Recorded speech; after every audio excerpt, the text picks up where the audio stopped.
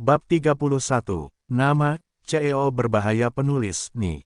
Darcy, plus matikan mengatur ulang. Aku, Siatong juga ingin mengatakannya, tetapi mendapati bahwa dia bertemu dengan sepasang mata biru yang tajam, menatap dirinya dengan dingin, membuat napasnya tidak lancar, dia menundukkan kepalanya dan akan menelan sisa kata-katanya. Qin Mutai memperlambat nadanya, lagi pula, aku tidak benar-benar ingin menikah denganmu. Aku hanya berpura-pura. Ayahku sedang tidak sehat. Diperkirakan dia akan pensiun dari jabatan presiden dalam beberapa tahun terakhir. Meskipun ayahku lebih menyukaiku antara aku danmu, siapa yang bisa mengatakan apa yang akan terjadi di masa depan? Jika kamu bisa melahirkan cucu tertua keluarga Qin kita, maka aku akan memenangkan posisi presiden di masa depan. Qin Muri, Siatong tahu, adalah adik laki-laki Qin Muri, putra kedua dari keluarga Qin. Karena Tuan Qin mendapatkan putra ini di usia parubaya, dia telah menjadi harta karun yang besar sejak dia masih kecil. Dia hanya menumpuk gunung emas dan gunung perak di sekelilingnya dan membiarkannya menyia-nyiakannya. Siapa tahu kedua anak ini keren banget. Mereka sudah bodoh sejak kecil. Mereka hanya bermalas-malasan sepanjang hari dan membuat masalah, yang membuat semua orang di keluarga Qin pusing. Melihat Siatong menundukkan kepalanya dan sepertinya sedang berpikir, Qin Mucai terus membujuknya untuk berkata, dan kamu selalu bermimpi untuk belajar di Prancis dan menjadi perancang busana yang hebat. Dalam 3 tahun, kamu hanya perlu berpura-pura menikah denganku selama 3 tahun. Setelah 3 tahun, tidak peduli apakah saya bisa menjadi presiden atau tidak, saya akan melepaskan Anda dan memberi Anda cukup uang. Ini tidak hanya dapat mewujudkan impian Anda, tetapi juga memastikan bahwa Anda tidak perlu khawatir tentang makanan dan pakaian seumur hidupmu. Bagaimana dengan itu? Siatong menunduk dan memainkan cangkir kopi di tangannya.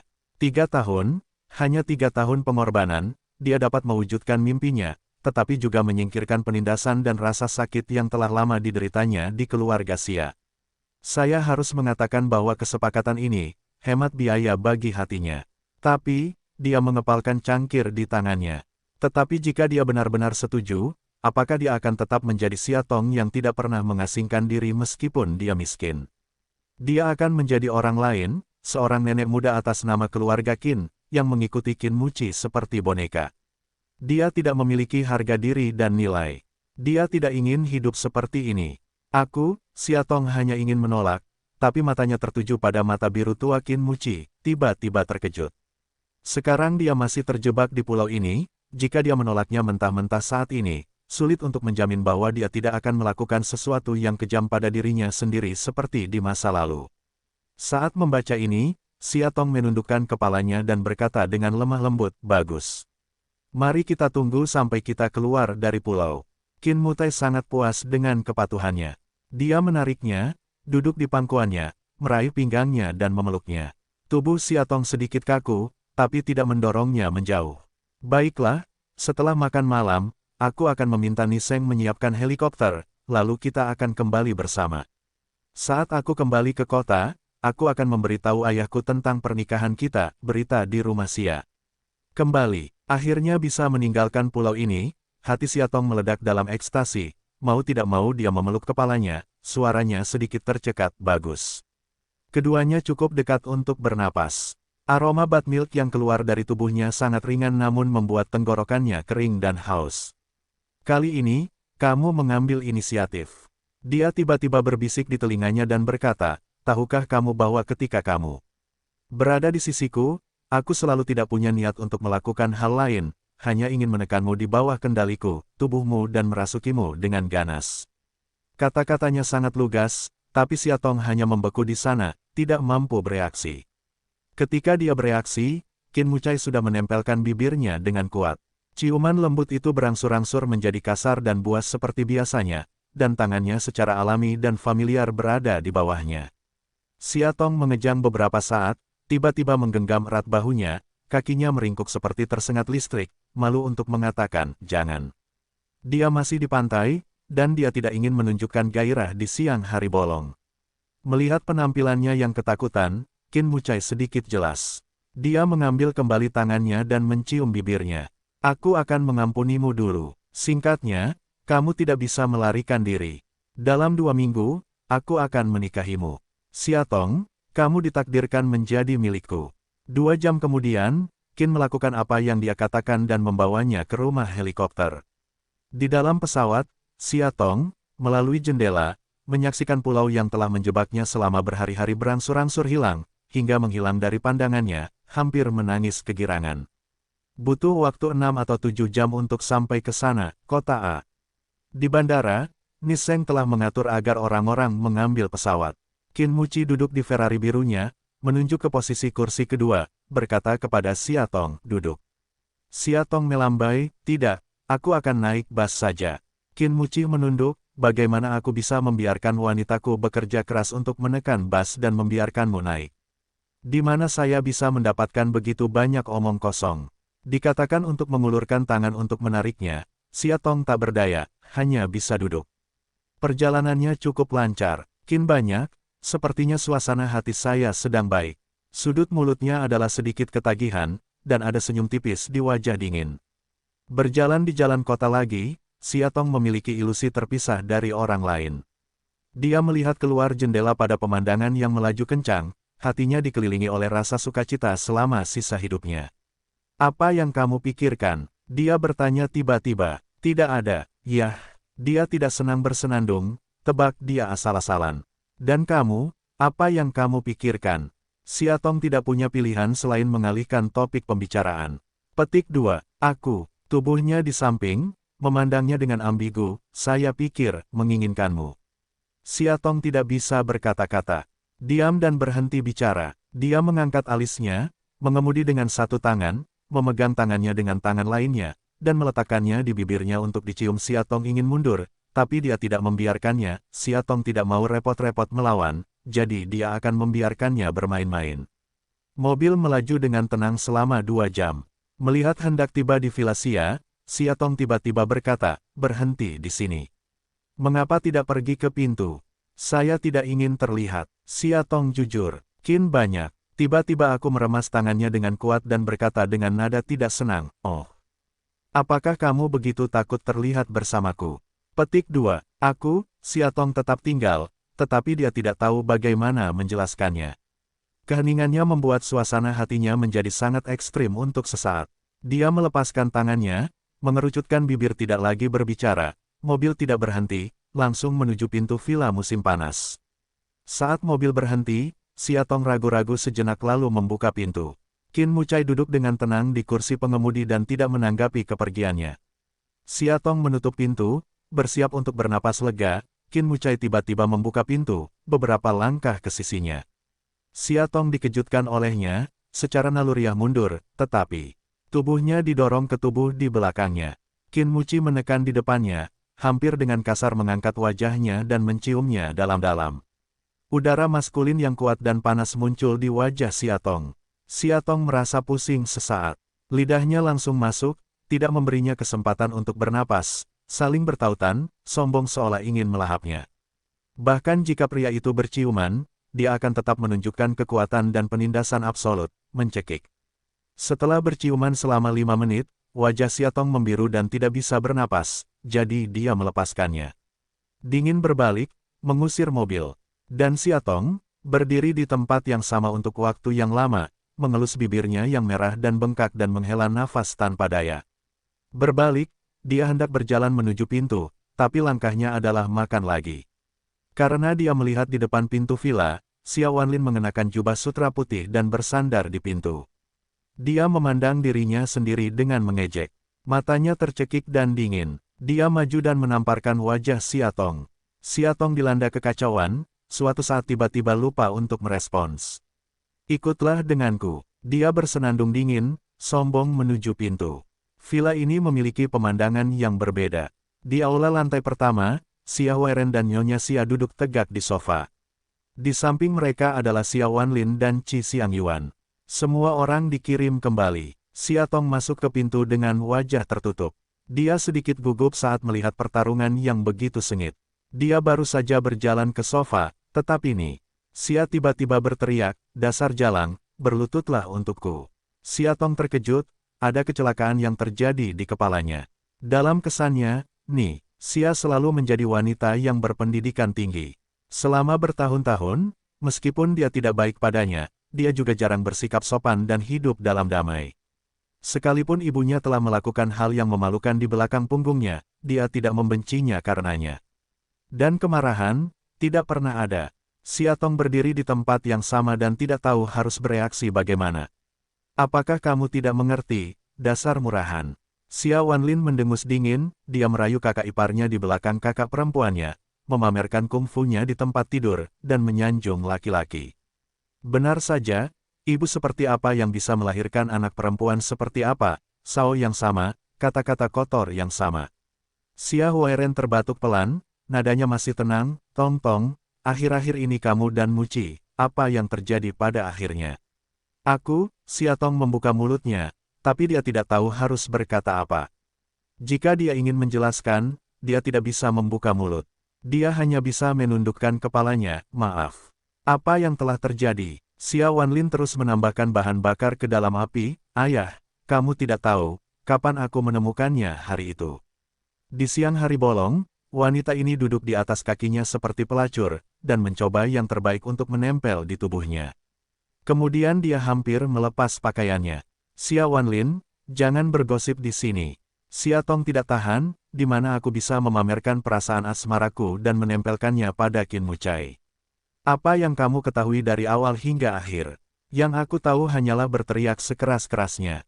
Apakah kamu kesal? Petik 2. Xia Wanlin dengan marah mengambil langkah ke arahnya, tetapi ditahan oleh Qi Xiang Yuan di belakangnya. Tuan Xia, Ayuan juga berpikir ada yang aneh dengan ini. Saya pikir sebaiknya Anda memeriksanya terlebih dahulu. Dengan baik, Xia Huairen mengangguk, Xiang Yuan, ini semua urusan pribadi keluarga kita, yang membuatmu tertawa. Saya masih memiliki beberapa dokumen di mobil saya. Saya akan ada rapat besok pagi. Tolong kirimkan ke perusahaan untuk saya dulu. Qi Xiang Yuan mengangguk, iya. Kemudian khawatir melihat satu mata. Siatong, ini hanya berjalan keluar. Setelah dia pergi, Xia Huairen perlahan bertanya, Tong-tong, aku tidak peduli apa yang kamu dan anakmu lakukan hari ini, tapi ayahku punya pertanyaan untuk ditanyakan padamu sekarang. Kamu harus menjawabnya dengan jujur. Siatong mengangguk, apakah kamu menyukai anak itu? Siatong tertegun, tapi Xia Wanlin berteriak, ayah.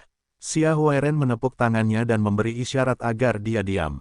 Siatong memikirkannya dan menggelengkan kepalanya, saya tidak menyukainya. Bahkan takut padanya, aku takut akan kemurungannya, kezalimannya, dan kerasukannya. 10 hari terakhir ini telah menjadi mimpi buruk bagi seluruh hidup Siatong. Suatu malam, dia takut tidak bisa tidur sepanjang malam karena dia tidak bisa membedakan kenyataan dari neraka. Dengan baik, Xia Huairen mengangguk, dan sudut mulutnya dipenuhi senyuman seorang pengusaha selama bertahun-tahun. Tong-tong, tahun ini kamu berumur 18 tahun. Dia bertanya tiba-tiba. Siatong mengangguk. Dia tidak tahu apa yang dia pikirkan. Dia bangkit, menghampirinya dan menepuk pundaknya. 18 tahun sebenarnya adalah usia bagi seorang gadis untuk tumbuh dewasa. Dia berhenti sejenak, sudah waktunya menikah dan bersiap menjadi istri dan ibu yang baik. Ayah kamu, apa yang kamu coba katakan? Mulut Siatong kering, tenggorokannya kering, dan dia bingung. Menyadari kegugupannya, dia dengan lembut menepuk kepalanya, seperti seorang ayah yang paling baik hati, jangan takut, besok sore saya akan makan malam dengan Tuan Wang dari Malaysia, dan Anda bisa ikut dengan saya. Dia menepuk pundaknya lagi, lalu berjalan ke atas. Ketika Xia Wanlin melewatinya, dia tidak bisa menahan senyumnya dengan Schadenfreude. Keesokan harinya, karena hati sudah gugup menyembunyikan sesuatu, sehingga hari menjadi sangat tidak nyaman. Dia selalu merasa bahwa senyuman sebelum ayahnya pergi tadi malam begitu berarti hingga dia sedikit takut. Siatong turun sambil berpikir, tapi di sudut, Wang Ma memegang pinggangnya dengan satu tangan dan menyeka pegangan tangga dengan tangan lainnya. Wajahnya yang hitam dan kurus berkeringat banyak dan terlihat sangat nyeri. Siatong melangkah maju dan memeluknya, ada apa dengan Wang Ma? Apakah dia merasa tidak nyaman? Nona 2, Wang Ma mendorongnya menjauh dan berkata sambil tersenyum, tidak apa-apa, ini masalah lama. Tulang belakang pinggang sakit 2 kali sebulan. Tidak mengganggu, tidak mengganggu. Lalu dia menyekanya lagi. Siatong tidak bisa melihatnya. Dia meraih kain lap di tangannya dan berkata, Ibu Wang, pergilah dan istirahatlah. Saya akan membersihkannya di sini. Yah, kamu Nona, kami adalah pelayan. Ada apa? Terakhir kali aku mengalami ruam, kamu menggunakan pekerjaan tanah di kampung halamanmu untuk menyembuhkannya untukku. Ada apa, Nona? Jika kamu merasa tidak enak badan, pergi dan istirahat.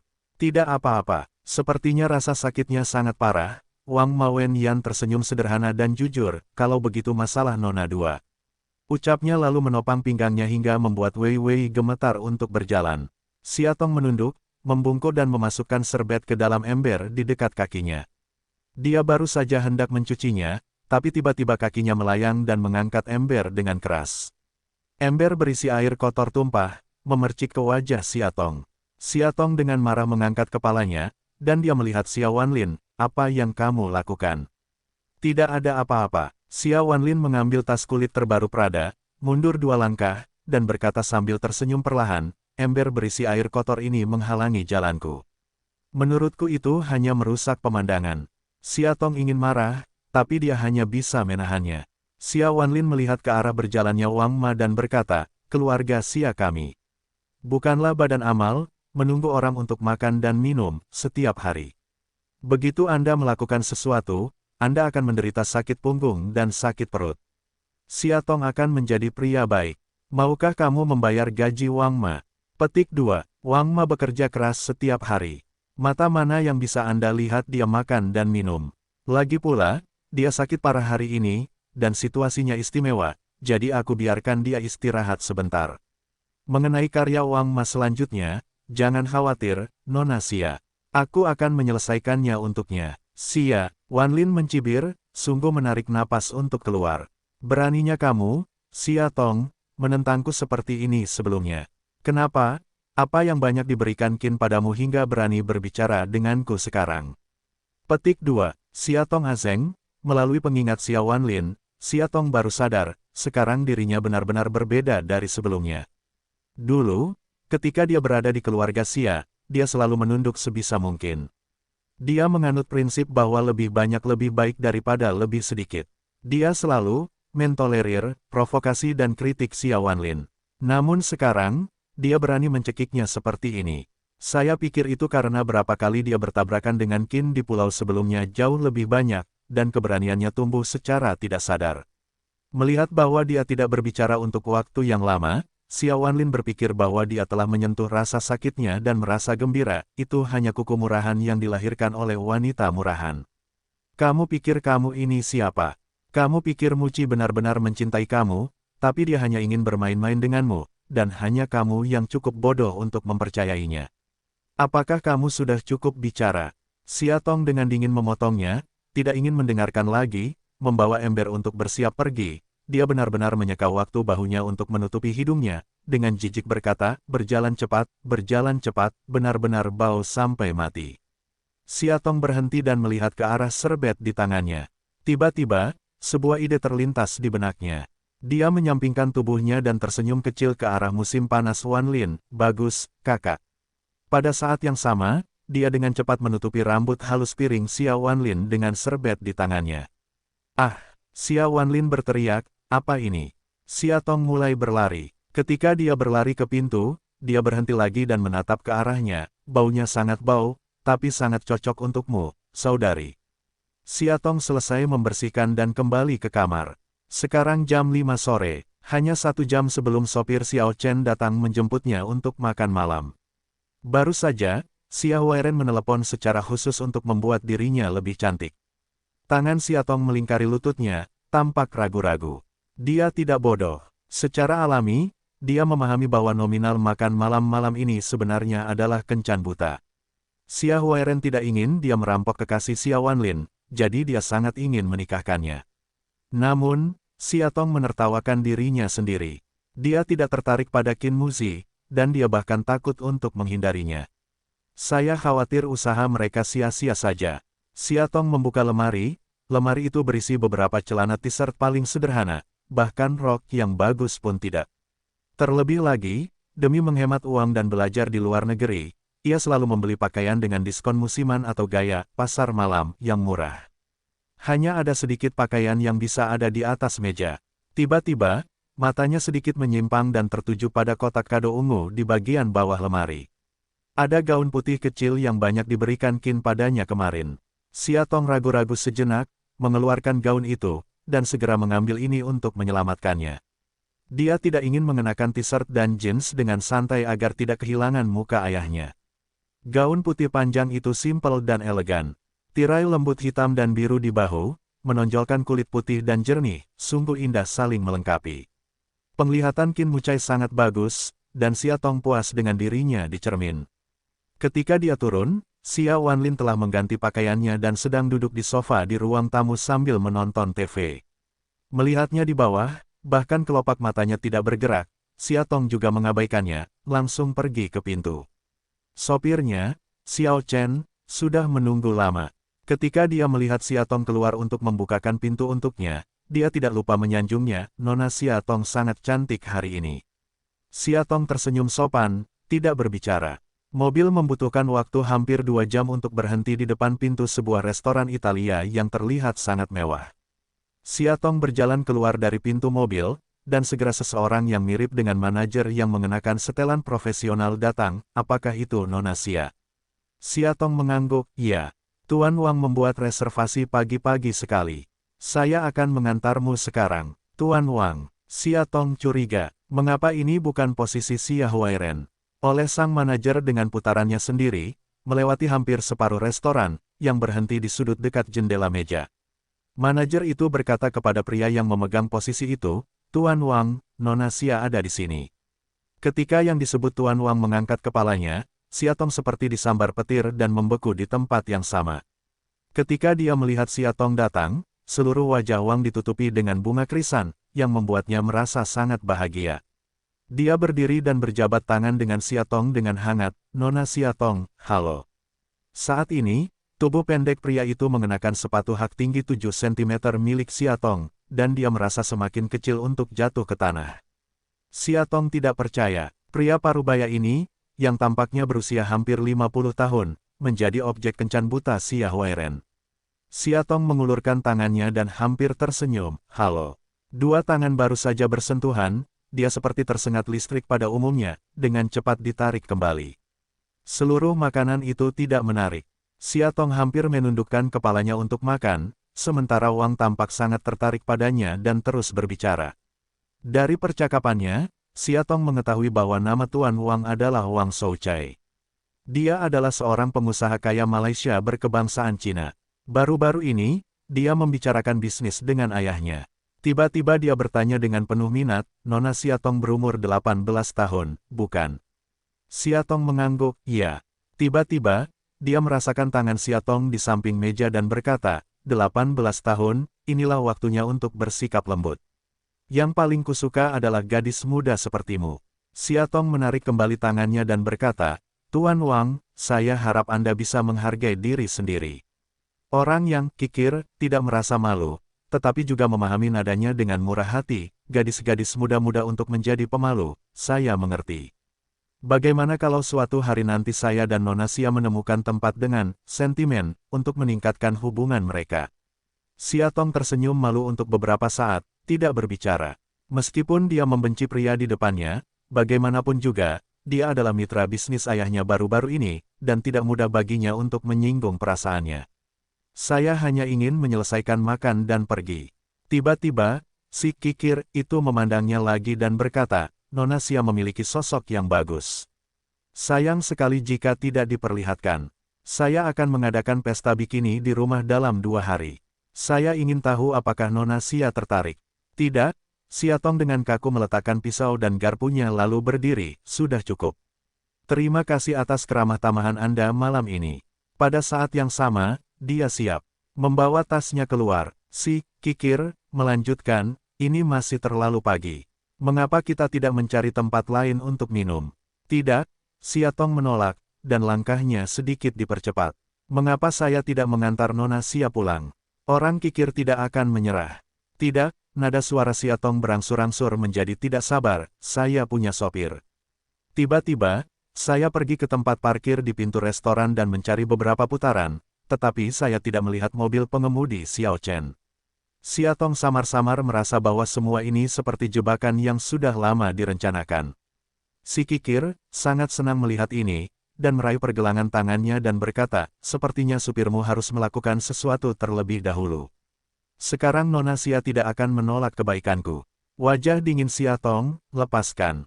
Nona Xia, ayolah, kita semua sudah dewasa. Mengapa berpura-pura begitu murni di hadapanku? Beberapa waktu yang lalu, berita bahwa kamu merayu kakak iparmu dan kawin lari membuat semua orang di kota mengetahuinya. Sekarang kamu sudah tahu, telah dimainkan, kenapa kamu tidak membiarkannya pergi di depanku? Pada saat yang sama, dia mengulurkan lengan hitam gemuk untuk memegang pinggangnya erat-erat dari belakang, dan mulai membuka pintu dengan tangan lainnya. Xia Tong meronta, lepaskan. Lepaskan. Siapa tahu, orang ini walaupun ketinggiannya tidak tinggi, tapi kekuatan lengannya sangat luar biasa. Xia Tong bagaimana tidak bisa menghasilkan uang, dengan cepat berteriak dengan cemas. Dan tidak jauh dari belitan di antara mereka, seorang pria berdiri diam tanpa ekspresi di wajahnya. Sepasang kemeja dan celana panjang. Namun kemarahan dan kesuraman di matanya melahirkan sedikit rasa dingin di denyut nadinya. Niseng menghentikan mobil dan pergi ke Qin Mucai. Namun, dia tidak bisa menahan diri untuk tidak menatap tempat tertentu tanpa menggerakkan matanya. Dia tiba-tiba membuka matanya lebar-lebar. Musao, apakah kamu perlu aku naik? Tidak, Qin Muci melambai untuk berhenti, lalu menyingsingkan lengan bajunya dan melangkah ke depan. Dia meraih tangan Wang Shouchai di pinggang Xia Tong dengan kecepatan yang sangat cepat dan memutarnya dengan punggung tangannya. Wang Shouchai meratap, ya Tuhan, itu membunuhku. Qin Muci membungkukkan tangannya berlutut dan menendangnya. Dia berteriak lagi dan berlutut di tanah. Dari mana asalmu, bocah mati? Tahukah kamu siapa saya? Wang Shouchai diinjak-injak lututnya dan membuka mulutnya dengan marah. Saya direktur pelaksana grup Jinen. Apakah kamu percaya bahwa aku akan menemukan beberapa orang untuk membunuhmu besok, dan aku tidak akan melepaskannya? Qin Muci tersenyum, langsung meletakkannya di tanah, kaki di dadanya, suaranya sangat ringan. Oh. Dia ternyata adalah direktur pelaksana grup JINEN. Dia tidak sopan, tapi, dia menyipitkan matanya, kamu ingin menembakku sendirian. Saya tidak takut sama sekali. Kamu, batuk, batuk, batuk. Wajah Wang Shouchai membiru dan terbatuk-batuk saat dia menginjaknya. Suasana hati Xia Tong berangsur-angsur mereda. Dia berjalan ke arah Qin Mucai dan menarik lengan bajunya, lupakan saja. Qin Muci berbalik dan menatapnya dengan dingin. Xia Tong bergidik dan melepaskannya. Dia berbalik lagi, menginjak pria di kakinya dan berkata, sudah kubilang, namaku Qin dan namaku banyak. Jika kamu tidak yakin, kamu bisa membawa orang ke istana kekaisaran besok. Mari kita lihat siapa yang bisa bunuh siapa. Wajah Wang Shouchai menjadi pucat saat mendengar kata-kata itu. Setelah sekian lama, dia mengeluarkan kalimat, Mumu Musao apakah kamu Musao? Petik 2. Bersenandung. Qin Muci dengan dingin menarik kembali kakinya dan langsung merangkul bahu Xia Tong. Sudah kubilang, wanita inilah yang kusukai Qin Muci. Lain kali aku melihatmu melakukan sesuatu padanya, aku akan memotongmu di tempat kamu menyentuhnya. Jika kamu tidak percaya, coba saja. Qin Mucai lalu menarik tangan Xia Tong untuk berjalan. Xia Tong tidak bereaksi dan terputus-putus. Sepatu hak tinggi di bagian kaki bagus, belum mati saat ini. Qin Muci menunduk dan memarahi, lalu membungkuk untuk merobek sepatu hak tingginya yang rusak dan membuangnya. Dia menggandeng tangannya dan menuju mobil. Langkahnya sangat besar, Xia Tong bertelanjang kaki. Beberapa kali dia hampir terjatuh. Telapak kaki mulus menginjak tanah yang tidak rata, beberapa kali menginjak batu, rasa sakit Xia Tong hampir menjerit. Sulit untuk sampai ke mobilnya. Qin Mucai mengambil kunci di tangan Niseng dan melemparkannya ke dalam. Tindakannya hampir biadab. Dia menutup pintu dan berkata kepada Niseng di luar jendela, makan malam dengan lagu bos akan dibatalkan malam ini. Kamu bisa masuk dan memberitahuku sebentar. Katakan saja aku punya sesuatu yang mendesak. Dengan itu, Xia Tong menginjak mesin dan duduk di kursi wakil, membelai goresan merah di lengannya. Dia hanya merasa apa yang terjadi malam ini konyol.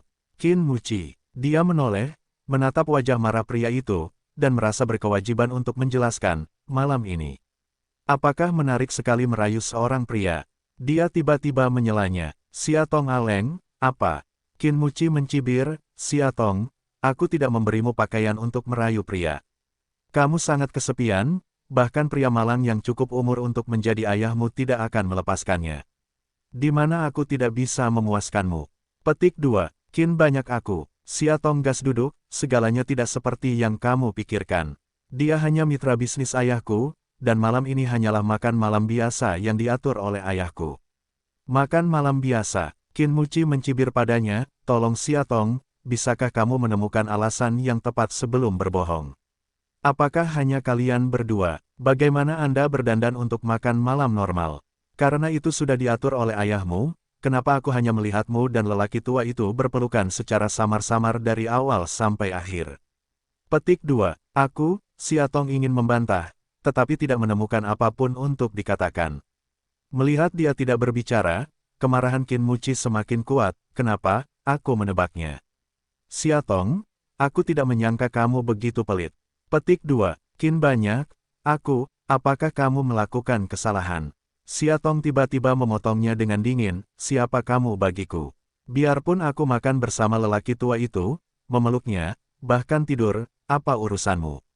Mengapa Anda mengkritik saya di sini? Dia tiba-tiba menghentikan mobilnya, matanya tertuju padanya, amarahnya yang hebat menyebar tanpa suara, siapa aku? Xia Tong, suatu hari saja, kamu pikir sayapmu keras, bukan?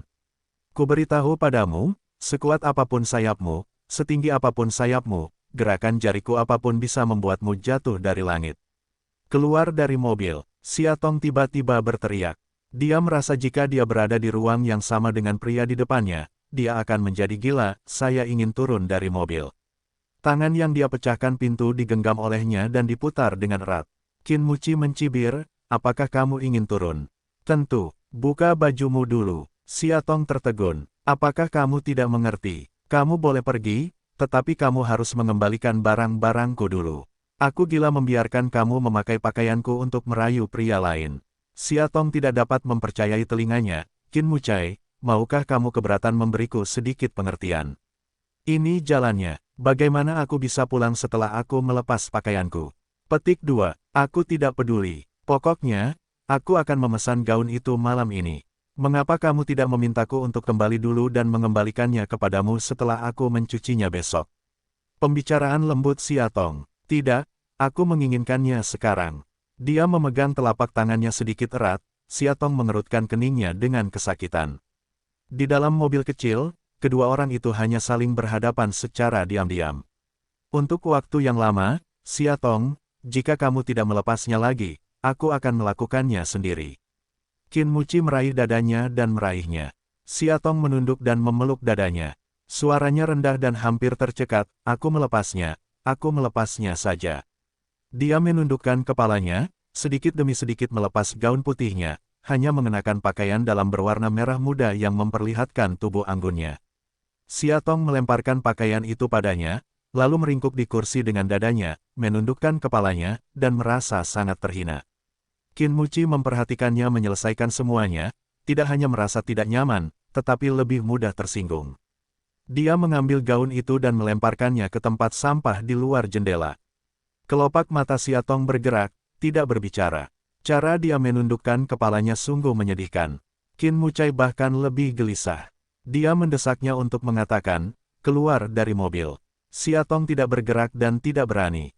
Dia menggaruk rambutnya, mengambil jaket hitam dari kursi belakang dan melemparkannya ke tubuhnya. Oke, pakai dan gulingkan untukku. Jangan berpura-pura menjadi menyedihkan di depanku. Membosankan untuk menonton. Xia Tong ingin mengembalikan gaun itu padanya apa adanya, lalu dia berkata, terima kasih, nenek dan bibi. Lalu dia membanting pintu dan pergi. Tapi dia tidak bisa. Sekarang dia tidak bisa berbuat apa-apa kecuali membungkus dirinya erat-erat dengan jaket, lalu berjongkok di petak bunga di pinggir jalan seperti anjing liar yang frustrasi. Qin Muci melihatnya untuk terakhir kali melalui jendela, lalu menginjak mesin dan pergi. Hari mulai gelap dan lampu jalan menyala. Entah kapan langit mulai turun hujan, Xia Tong berjongkok di pojok, hanya merasakan jantungnya juga tertutup lapisan uap air karena hujan. Dia tidak tahu kemana harus pergi, atau siapa lagi yang bisa dia andalkan saat ini. Mengingat 10 hari terakhir, Xia Tong merasa seperti mimpi buruk. Dibajak, diduduki, dipenjarakan, dihina akhirnya lolos, namun nyaris dikhianati oleh ayahnya. Apakah kamu akan pulang? Dia merasa kedinginan memikirkan apa yang terjadi hari ini, dia benar-benar tidak tahu apakah dia bisa menghadapi Xia Huairen secara rasional. Kemana dia bisa pergi tanpa pulang? Embusan angin dingin bertiup, Xia Tong tidak bisa menahan diri untuk meringkuk lebih erat. Terdengar suara rem yang keras di depannya. Xia Tong mengangkat matanya, dan ternyata itu adalah Qin Mucai lagi. Jendelanya perlahan diturunkan, dan dia menoleh ke arahnya dengan ekspresi yang tidak wajar. Dia mengucapkan dua kata dengan dingin, masuk ke mobil.